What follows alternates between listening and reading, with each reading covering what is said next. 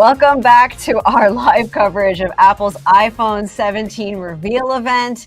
I'm Bridget, Carey with CNET. I'm Iyaz, Akhtar with PCMag. And we are joined by a few other tech experts. We have Ehrhardt from Lifehacker, and we also have Beck Werth coming in from Mashable. So thank you everyone for joining me. There's a lot to digest after all this. We just got 4 iPhones, and not just an iPhone 17, an iPhone 17 Pro, but now just iPhone Air. That's right. It's not a 17 Air. They want to make it its own thing. It's brand new, and it's got titanium. The other ones don't have titanium anymore because you need aluminum to dissipate. Aluminium. Oh, excuse me. I messed up my aluminum. Aluminium. Let's go around the horn and hear some of your raw reactions here, because I'm smiling because I actually, for the first time, don't know which model I'm going to upgrade to. Michelle, I want to go to you first. What are your big, I guess, moments? You've been watching Apple events for a while now, so like, what stood out to you for this one? Yeah, there were a couple of things that stood out to me. I think the big thing, honestly, was the cameras this year. Honestly, like iPhones have been famous for kind of having a typical sort of like notch in the corner, but they've kind of this year adapted more of a horizontal wide camera bar approach. They're calling it the plateau, but it reminds me a lot of what Google has on their Pixel phones, which has been kind of a trademark of that phone. So it's curious to see kind of Apple coming for them in that way. Timothy, yes, we have a new word, plateau, and there's always a new Apple word at every event. Don't forget the center stage camera on the front of these iPhones. Well, center stage I've heard before, but there's always something. There's always a new, like, you get your dynamic islands. You get now we got our plateaus. All right, so Timothy, tell me what you think. Well, speaking of new words, how about vapor chamber? I mean, maybe that's been in circulation, but that was relatively new to me. I can tell you that, just following along with the Mashable live chat, the design of these phones is very divisive, extremely so, more so than I've ever seen with an Apple product launch, to be honest. So that definitely stands out to me. I definitely want to know what the phones feel like in your hand, what they look like in person. But the design, I mean, that's such a big thing for Apple. I mean, that's what they're known for, arguably more than anything else. So to have a potential swing and a miss is pretty big for me. We are going to go through everything that's new, but I want to stick with the iPhones just for a little bit. Okay, let's go through some of the prices of the different models. You have a couple of them on your screen here too, but we have the 17. That starts at the same price. Yep, stays the same price, and it gets more storage at 256 gigabytes. That's great. Yeah, they all start at 256, which is like refreshing. And then you have the Air replacing what used to be like an iPhone Plus. And that one starts at $999. Right, it's like $1,000, right? And then you have the Pro lines, $1,099 is where that starts, with the Max going up to about $1,200, $1,199. To start, right? That's starting. I'm stammering because I'm going, okay, all the cameras were so good. Here we're actually getting some live footage now from the demo room. Okay, this is. That one's the Air right there. In one, like, is that it without a case on it? That is the Air without a case, with that polished titanium frame. It looks really tiny. Okay, with the finger there, you really do see it. That is. It looks wrong, but it's real. I'm kind of curious how thick it is at the plateau on that, and they're claiming, I don't know how many cameras you get in that one. Apple's, I don't know if they're playing fast and loose with their amounts of cameras, but everything's a fusion, and everything can do everything. But they're really, with the Pro line, focusing on like, hey, listen, if you are making content, you obviously want the Pro, and that's how they're kind of helping you make a decision. But how many of us are doing camera work at that level where we might go, okay, maybe I just need the Air and I can experience this new design? Michelle, all right, you're looking at it with us too here from the demo room. What's your take on this thin design? Yeah, so like I normally go for the iPhone Pro model. I like the little bit of extra power. I like the cameras, but I feel like they're usually overkill for most people. So to get the like newer chip, but trade out some of that camera power for a thinner body, I think is going to fit with like the everyday carry use that a lot of people, actually end up using the iPhone for. They might take a few photos like on a vacation or at a party, but most people probably aren't like filming movies like we're seeing here. So I think the Air is actually really appealing. And Timothy, like, are you going to use one of these cases? Because now they have a bumper case on the Air. They have like a more traditional, like, clear case too. But like that bumper's back now.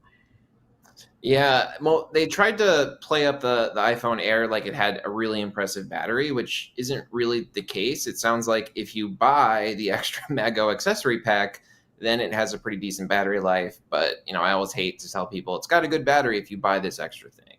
So I don't know. The accessories are interesting this year. I was going to say, and that battery just makes it not thin anymore. Yeah, that's a hard pill to swallow. And Apple actually did address main concerns about its durability, saying it's got a titanium frame. It's got the new ceramic glass 2 on the front, ceramic shield 2 on the front, ceramic shield 1 on the back. And it's supposed to be really, really tough. That's a hard thing to push considering Bendgate in the past and these devices that are thin enough that looks like they can bend. They said it was more durable than any previous iPhone. Well, what does durability mean exactly? Does that mean I can throw it? Does that mean it can be bent? Or does that mean there's not really a quantifiable? Well, the last time we had a thin phone, it wasn't made of titanium. That's true. So that is a factor. But yeah, you're right. They're like, they know we're all looking at this going, I don't need my $1,000 phone to break. Yeah. So I think this is going to capture the imagination of a lot of people. The iPhone, when Apple does anything, generally they get a huge audience that love this new thin thing because it's thin and it's Apple. And they actually have a good reputation with thin devices, MacBook Airs and such. Michelle, what do you think about the new iPhone 17 Pro? Because these things look bulky and massive, although they've got that unibody construction, so that's supposed to be great too.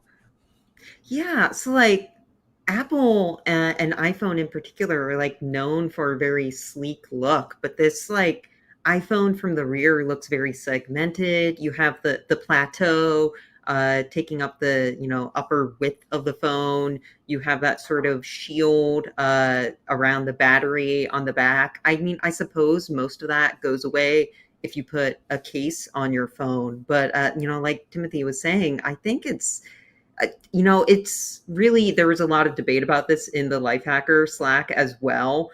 So I think it's pretty subjective, but I think it's going to be a lot more controversial of a look than they typically go for. Controversy creates conversation. So literally, we're all talking about this as if it matters. There's a long plateau instead of a singular one. Apple's claiming it's going to help with the heat dissipation when it comes to the Pros, because even though they didn't mention it much, Apple Intelligence would require a ton of power, which would mean the devices could get hot. Apple kept saying these things run cool. Timothy, what do you think about that? Is that something that you can swallow? Because we're talking about AI quality stuff, MacBook Pro level processing, as they claimed, on a thin device like an iPhone 17 Pro. Yeah, that's why I'm so eager to get this thing in my hand and just fire up as many 4K videos as I can and actually see how hot it gets. I'm a little skeptical. I mean, especially if you're shooting video in bright sunlight, I imagine it will get pretty darn hot. We'll kind of have to take Apple's word for it for now when they say it's not going to be a problem, but it definitely seems like a steep hill, especially with the improved battery, the incredible cameras they were showing off, the new, the A19 chip. Mm-hmm. I mean, that's going to be a lot of things all working at once to heat up your phone. So we'll see, but I'm skeptical. Steep hill or steep plateau, sir? Because that's. Well, you can have your workout buddy get you through that joke. Thanks. That was a good one. That was a really good one. Well, I mean, they both the Air and the Pro have this new A19 Pro chip. Mm-hmm. But yeah, they just lightly touched on, like, if you want to do your gaming, they didn't spend as much time on gaming, but they just, lightly said, like, it's going to be the best, like you said, for keeping it cool on Apple Intelligence on gaming. Whenever my daughter's got my phone and she's trying to make AI characters with Apple's intelligence, cartoon creation, as I call it. I forgot the exact name, but yeah, that thing gets hot. We're looking again at the inside of the demo room, and we're seeing one of the Pros in the deep blue.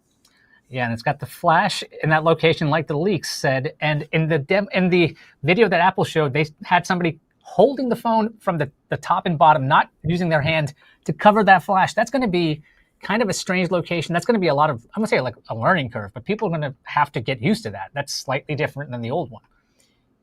I was really taken aback, though, on how the base level iPhone just totally leveled up to a point where if you're looking for maybe saving some cash, now you have, that great refresh rate on the screen, yep.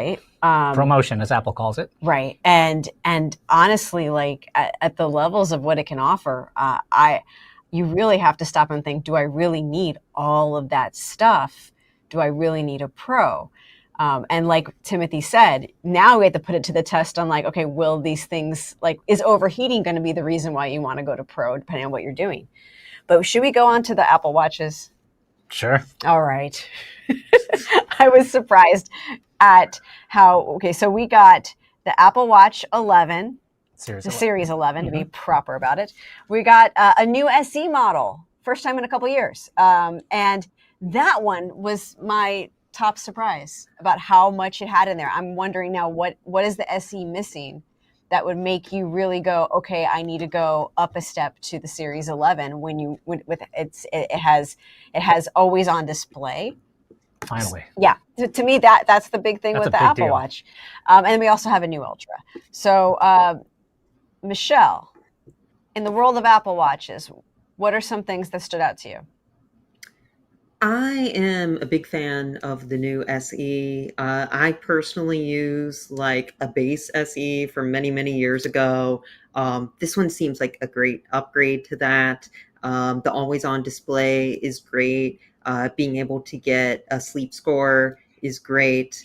I honestly, I know smartwatches are kind of sold as fitness trackers these days, but I kind of treat mine sort of like a modern iPod Nano, where I use it as like a media control for my podcast, so I don't have to whip out my phone to like pause or fast forward or whatever. And of course, I use it to like pay for things and access the subway.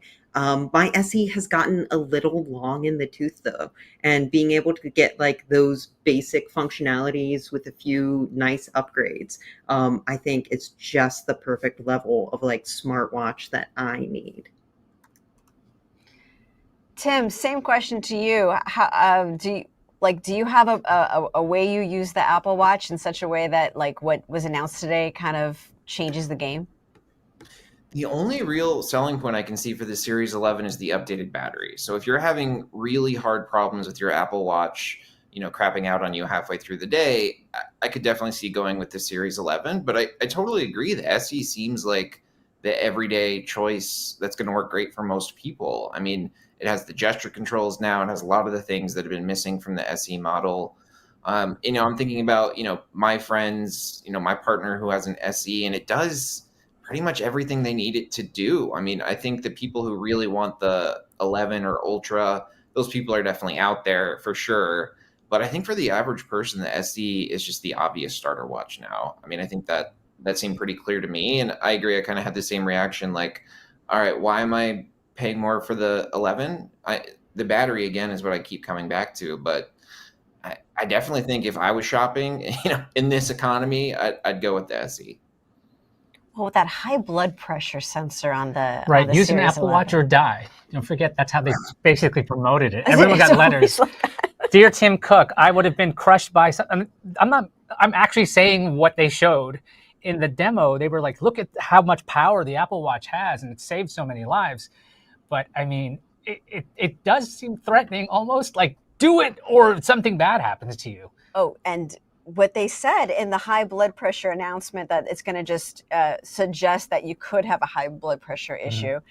We expect to notify 1 million people in the year. So Okay. So are you part of the lucky 1 million, Michelle? Do you think you'll find out you have hypertension thanks to the new Apple Watch SE or Apple Watch Series 11?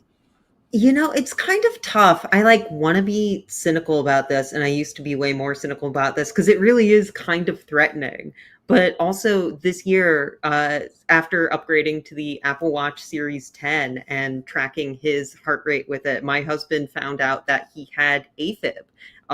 And early detection is a big part of sort of helping keep that from getting serious down the line. And as part of tracking his, heart health, he's gotten from his doctor one of those cuffs that he has to use semi regularly. I don't think the Apple Watch Series 11 is going to replace that.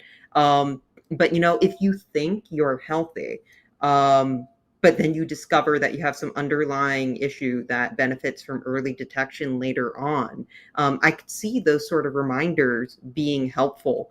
But at the same time, it can be kind of like data overload, where I'm a little bit of a hypochondriac. And I think if my phone or my watch tells me, you have possible hypertension, but it's only a 30% chance, that's going to raise my blood pressure more than anything. It might be a self-fulfilling prophecy. So it really depends, I guess, on how you approach your data from your smart health trackers. I think obviously always check with your doctor first. But it could be possibly helpful, if you talk to a medical professional and they say this could be, upgrading your smartwatch could be a good augment to sort of tracking your health over time if you're already facing issues. We're seeing Tim Cook now in the demo room right after the presentation, where all the reporters are going to check out and get hands-on moments with these new devices, and he's got the pros in his hand there. He looks so thrilled to be holding. What do we think of that orange color? I have thoughts on that orange color. I need to revise what I said before when I said that design was divisive. I think it was 9-10 against in the Mashable Slack channel. I might be the only one who really likes the orange color. I mean, it seems like everyone hates it based on what I'm hearing, but I really hate that so many devices just look exactly the same. So anything that's a little bit different, I generally like. Orange is one of my favorite colors. So I don't know, maybe I'm in the minority, but I really like the orange color. And maybe if I'm not totally sold on the design, at least that aspect of it, I don't mind, but I may be in the minority. I'm glad it's brighter. Usually the pros are so dark green, dark blue, and oh, now orange. Nice and bright. Yeah, so these are bright colors for Apple. The deep blue looks nice, I think. The orange, I think that's going to look really good in a case. I'm not going to lie. When you have a case that you just have this little orange cutout and the rest of it's another maybe complementary color like a blue, it would look pretty good. I don't know if this is just a way for people to know there's a new iPhone and go like, oh, what's that? What's that? Because that visual difference is going to get a lot of people to notice it. And, as you guys were talking, I was thinking about how the SE3 is so good at what it does now. It's kind of like what Series 6 or 7 was. Now it's an SE3. The iPhone 17 is pretty dang good too. So to get into the Apple universe is getting a lot easier. So you don't need to go spend $799 for the Apple Watch Ultra, which I still think is insane. You can get an iPhone 17 or an Apple Watch Ultra 3 with the biggest screen it's ever had. That orange color also it invokes a feeling of a work tool. And that is also what they might be invoking with this. It reminds me a lot of the action button on the Apple Watch Ultra, which has that little orange circle around it to kind of make it feel more like a work tool or a tape measure or something like that. And our comments in the chat are mentioning how, there's no black iPhone Pro color. And what do you see in the colors of the other models? You see something that's a little more lifestyle oriented, I think. So there is something to be said there. We should go to what our poll results are, though. We were asking you guys in our YouTube channel, what are you going to spend your money on? Steven, our producer, do you have that poll up? You know what? Yes. Give me 1 second. Come back to me, please. I can get it off the Slack if you're good. Oh yeah, go for it, please. All right, I'll fill in for Steven, who's doing like 85 things at one time, to be fair to him. So be nice to Steven. So the question was, what are you going to spend your money on? Your choices were iPhone 17 or Pro. I'm not buying anything. There we go. New AirPods Pro 3 or Apple Watch Ultra 3. And 49% of the 7.1 thousand of you voted for the phones. 39% says, I'm not buying anything. Uh-huh. And the third most favorite is AirPods Pro 3 with 8%. And just up the at the end there's the Apple Watch Ultra 3 with 3%, fittingly enough. So looks like iPhones are getting people's attention. It's not the majority at all, but it is what people want. Well, out of these choices, we didn't have like, every product on there, but the AirPods Pro 3 are very interesting in their own right for being a practical upgrade if you're thinking about upgrading your AirPods, because now you have more sizes of ear tips, supposed to be able to fit better.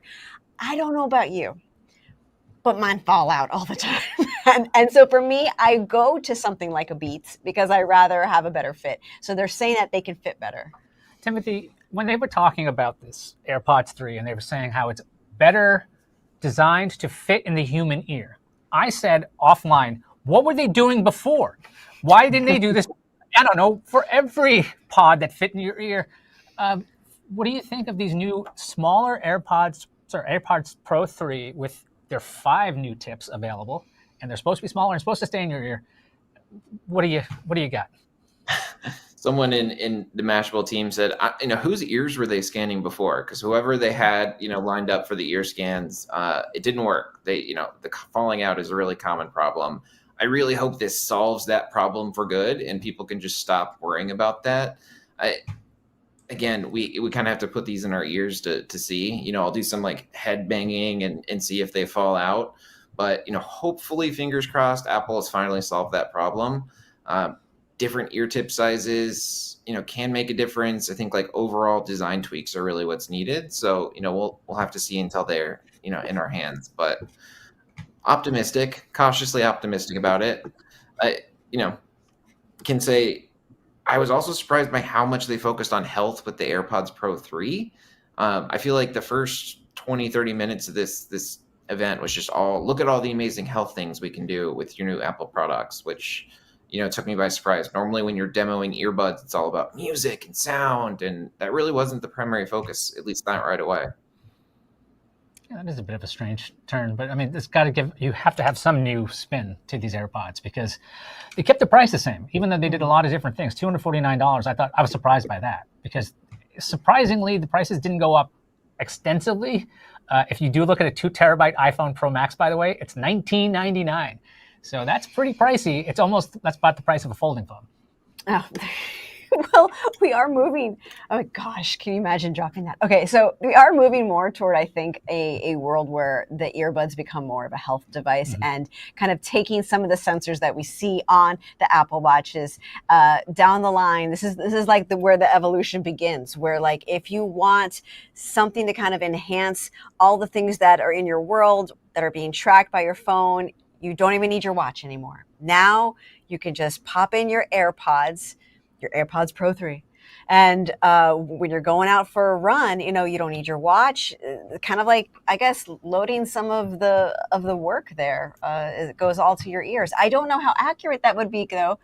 I think that's another fun thing to test. I want to test out that live translate feature. They showed that in a demo. It's just a controlled demo. It's a commercial. So it's hard to tell how that's going to go. And Google has on their new Pixels this amazing voice translate that's done on the device, and it actually replicates your voice, which is insane. What Apple showed off with their AirPods Pro was the ability to have a conversation. If both people have AirPods, it's much easier, but you can understand other people through the AirPods real-time translation. And if you want to talk back to them, you have to show them your iPhone because it does not have audio to spit back out. So that's kind of I think it's a cool idea, but I wonder if the execution is perfect yet. I think maybe the next one will get both ways, but it's really intriguing to see the live translate on that. Also, the watch had live translation. Michelle, what was your take? I know one thing that they said is that you have to touch your ears in a certain way to start that. They didn't really go into that. I'm sure we'll hear more as folks are in the demo room trying it out. But do you think you're going to be holding a phone up the next time you're on a vacation? I think The thing with these translation features, or these talk to AI with your earbuds features, is they always like to sort of highlight the earbud compatibility in these press events. Google did that too with the Pixel Buds Pro, the most recent model. However, I think there's no way that this isn't also coming to iPhone, and it's just going to be able to spit out the audio over your iPhone speaker as well. I see that, as very likely to happen. So being able to do it over your AirPods is more convenient. I don't think it's a reason to get the AirPods though. The gesture is like, a cute little Appleism, but I don't think it's like a significant reason to specifically go for Apple. So again, I am also curious to see how this actually works out, in practice. I think Apple Intelligence has, famously promised a lot and is still kind of lagging behind on some key features.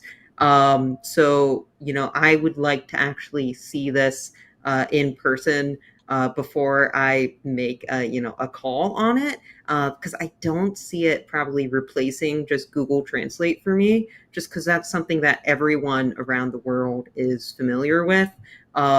People are already showing their phones to other people when they go abroad, and I don't think this feature is going to disrupt that in any significant way. Yeah, there is a little bit of a social cue learning curve.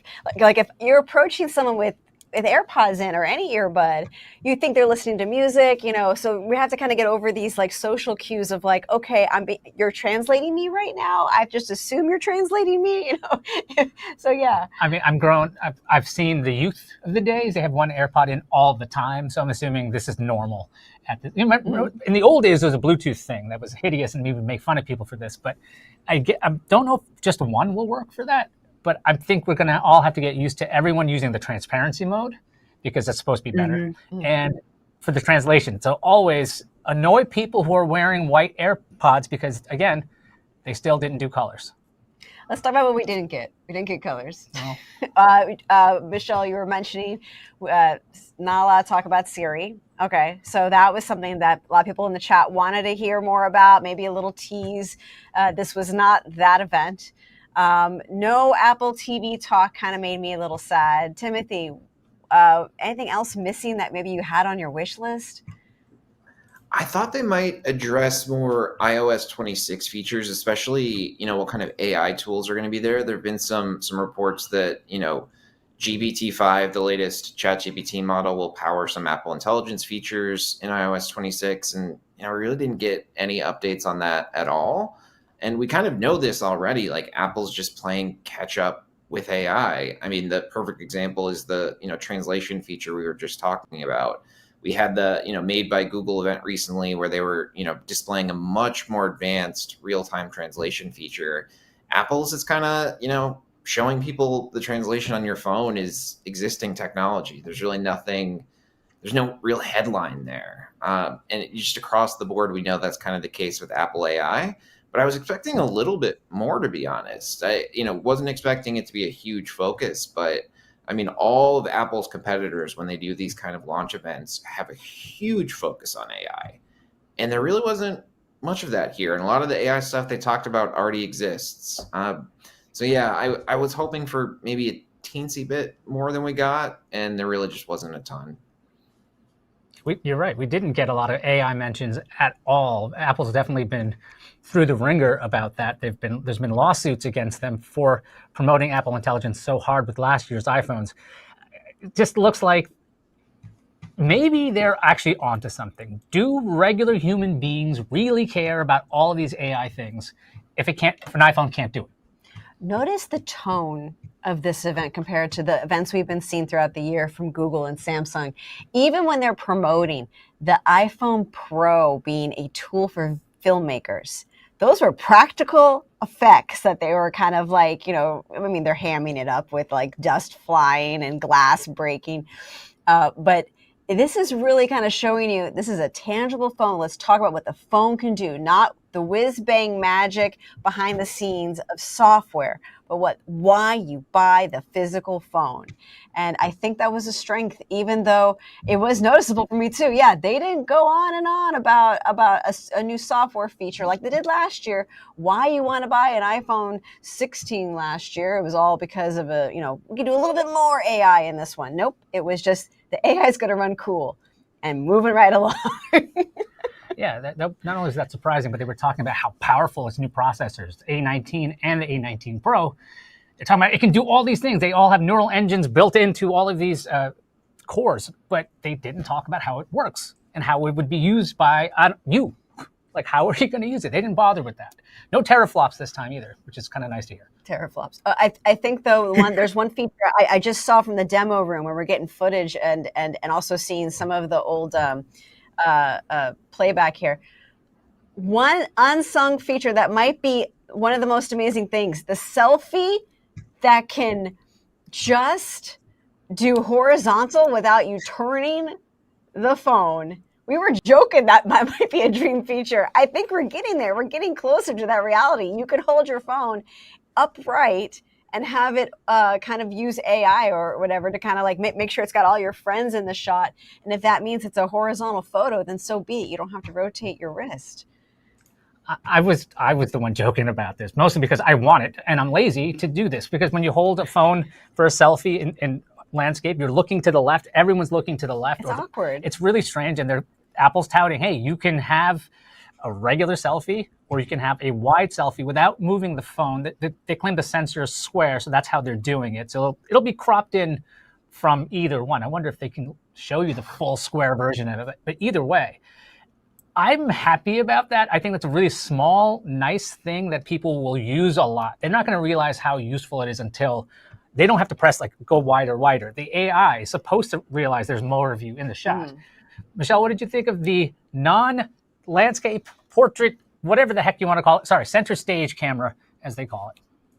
I was just thinking about this yesterday. I'm, old enough, I'm not that old, but I'm old enough to remember when there was this big crusade against vertical video online. And, at this point, it's just become accepted as another way to shoot video. But I think a big reason for that is because it's just more natural to hold your phone vertically. So I think allowing people to use their selfie cameras while holding their phone in that natural way, but capturing horizontal video might be a good way to go a long way towards, diversifying the types of video we see online. If you make it easier to shoot in widescreen, maybe they will come and we'll start seeing a resurgence of horizontal video online. Obviously long form video is still shot in that way, but Instagram Reels, TikTok, everything is currently, vertical oriented. And I think, this could, possibly put a dent in that, but, even just in a more casual way. I think, a horizontal frame is a lot easier to fit a group in front of. So being able to, take shots while you're partying or on vacation, getting your whole family or friend group in the frame is going to be a lot easier now. And it's a small touch, but I think it's something that people will appreciate, especially if they're more casual users and they don't dive into like ProRes a lot. I think this is a camera feature that will actually fit into like everyday lives. Tim, what is one of your like biggest headlines here today? Because we talked about all these new phones, the watch, the AirPods Pro 3. What do you think is one of the most interesting things that are going to hit right now? Yeah, honestly, I was surprised we didn't get more price increases. The rumors kind of pointed towards that, but still, with all the pressure Apple has been under, the president's called out Tim Cook and Apple and the iPhone by name, been under a lot of pressure. And most of these products are, the AirPods Pro 3, same retail price as the previous model. So, that was definitely a surprise to me. In terms of like my personal headline, I'm like dying to try out the iPhone 17 Pro and Pro Max cameras. The sample photographs they showed were just gorgeous, and I really want to, tinker with that and try it in real life and see if I can, recreate some of that magic. So I think, testing out the cameras will definitely be a big one. But yeah, the fact that they're not significantly more expensive in this economy is a win, honestly. So yeah, that was good to see. But also have to say, iPhone Air. I mean, obviously that's going to be the big thing. They spent so much time talking about that. I think, whether people eventually adopt it or not, in terms of what people talk about today, that's got to be it. I think for me, the big takeaway is that Apple actually gave you reasons why you would get one or the other. Because iPhone 17 is really good. It can do pretty much anything you want. Mm-hmm. The Pro can do what pros want, and includes a really ugly design. Or the Air would be a different one. And the price difference between the Air and the 17 is really close, because you can have a 512 gigabyte version of the 17 at $1,000, or you can get half the storage and get the Air for $1,000. It looks like the Apple doesn't just have why do I need a Plus versus a Pro Max? It's like, no, these devices are for particular kinds of people. And this lineup is for specific kinds of people. So I think that's one of the smartest things they've done in a long time.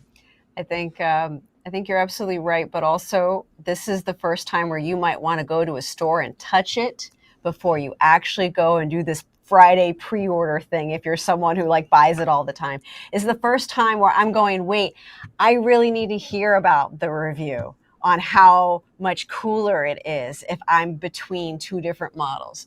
So yeah, you might start to see more people in stores, whether it's a carrier or the Apple store itself, actually wanting to get their hands on it, because you've always kind of known what an iPhone kind of feels like. You just wanted the new whiz-bang feature. Now I don't know what a new iPhone feels like until I touch it. We're in the demo room now getting footage, but I think we're going to have to wrap it here, because now is the time where we have to run off and write our stories and hear from the folks who are in the demo room. So thank you everyone for watching our live stream. Thank you, Mashable from Lifehacker, Timothy from Mashable.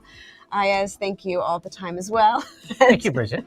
and we'll keep having more coverage on our channels as we get our hands on these products. So thanks for watching, and until next time. Yeah. We're off the air.